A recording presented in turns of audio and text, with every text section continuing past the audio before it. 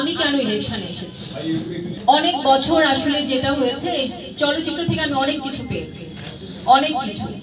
এখন এসে চলচ্চিত্র যেখানে দাঁড়িয়েছে, আমার মনে হচ্ছে এটা একটা ক্রান্তি লগ্ন আমরা পার করছি। সেখান থেকে আসলে আজকে আমার পাশে যারা, আমি একা কিন্তু কিছুই করিনি, আমার পাশে যে রিয়াজ ভাই বসে আছে, সাইমন, ইমন, নীরব, এরা সবাই কিন্তু আমার এক একজন সোলজার। এই সোলজাররাই আমাকে আজকে আসলে এখানে নিয়ে এসেছে, আমাকে আগিয়ে নিয়ে এসেছে। এবং আমাদের সাথে ফেরদৌস ভাইও আছেন, ফেরদৌস ভাই আজকে আসতে পারেনি, আমাদের গ্রুপে ফেরদৌস ভাইও থাকবেন একটু পরে। কাঞ্চন ভাই সবার নাম বলবেন। আর কাঞ্চন ভাইয়ের ব্যাপারে আমি এটাই বলবো যে আপনাকে অনেক অনেক ধন্যবাদ, অনেক অনেক ধন্যবাদ যে আপনি এই সময় এসে আমাদের পাশে দাঁড়িয়েছেন।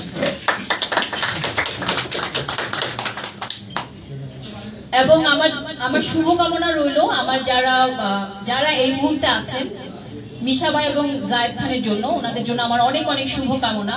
আসলে এটা সামান্য একটা ইলেকশন, যখন ইলেকশন শেষ হয়ে যাবে আমরা সবাই কিন্তু এক জায়গার মানুষ। এই ইলেকশনটা নিয়ে দয়া করে কথা বলা, মুখ দেখাদেখি করা, এগুলি বন্ধ করে দিবেন না। ওখানে আমাদের অনেক প্রিয় মানুষরাও আছেন যারা ইলেকশন করছেন।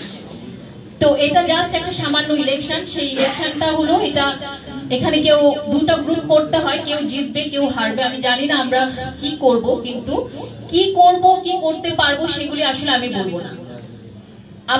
আপনাদের সামনে আমি শুধু একটাই কথা দিব, যদি আমার প্যানেল আসে, আমরা যদি আসতে পারি, আমরা মাননীয় প্রধানমন্ত্রীকে এফডিসিতে নিয়ে আসবো। উনি ছাড়া, মাননীয় প্রধানমন্ত্রী ছাড়া এফডিসি কে বাঁচানো এখন সম্ভব না।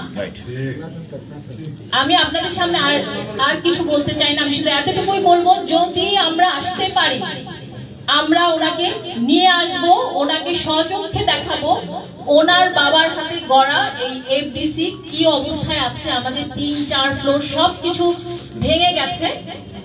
আমার মনে হয় উনি যদি একবার এখানে আসেন, এই এফডিসির চেহারা পাল্টিয়ে যাবে। ধন্যবাদ সবাইকে।